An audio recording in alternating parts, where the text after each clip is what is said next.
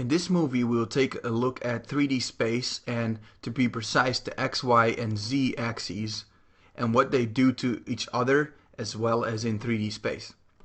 Now for example, we have a little wall here, and every game object in 3D space has its own X, Y, and Z, as you can see up here. Now the X, Y, and Z position is what keeps our object in 3D space and determines where it is in 3D space. Now, it is best to remember exactly what X, Y, and Z do and memorize it by heart. To make it a little easier, most 3D applications use the same color for X, for Y, or for Z.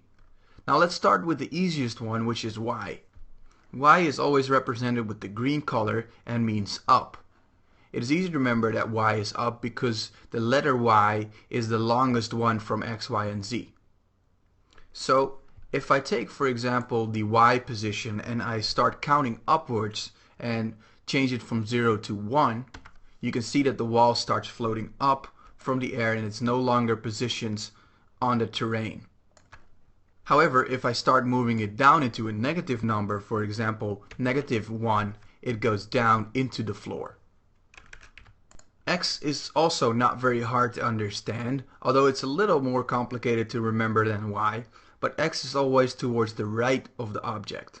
So it's basically your horizontal axis, but mainly going towards the right. X in most, if not all, 3D applications is represented by a red color.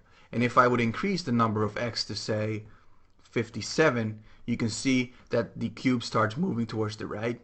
And if I start counting down, for example, to 54, you see that the object starts moving towards the left. So same principle as X and Y, pretty self-explanatory, but it might be best to remember that the red color is always X and X is always towards the right. Now for Z, Z is new in the games world. Not that new, I mean 3D games have been around for a while now, but games used to be two-dimensional only, and then we only had X and Y. But now, with Z, it is obvious that we have depth in games now, so depth is always away from you, and that helps you remember that Z is always into depth.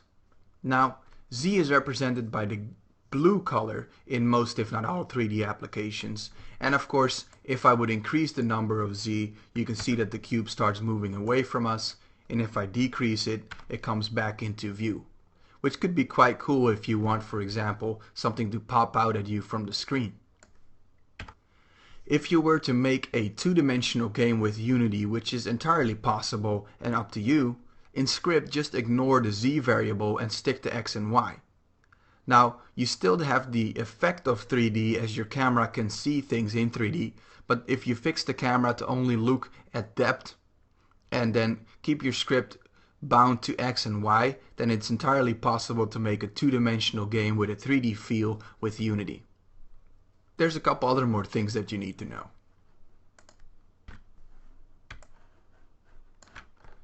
Remember in school when you needed to draw X and Y axes and then do calculations with formulas and those sort of things? Well, it's exactly the same in 3D, except that it's cooler because it has to do with games. Now, remember how you would note these numbers on your sheet of paper? Is X, comma, Y is the way you would note it. Now in 3D world, this is called a vector. X, comma, Y is a vector notation. In 3D, of course, it adds a third one to the mix, X, Y, and Z, and in Unity, this notation is called a vector3 variable. So not a vector, but a vector3 because it has to do with three numbers. Now using these vector3s can be extremely powerful in three-dimensional engines, but it can also be a headache every now and then. So before you start changing anything in your script, let me show you in the next video what exactly you can do with this.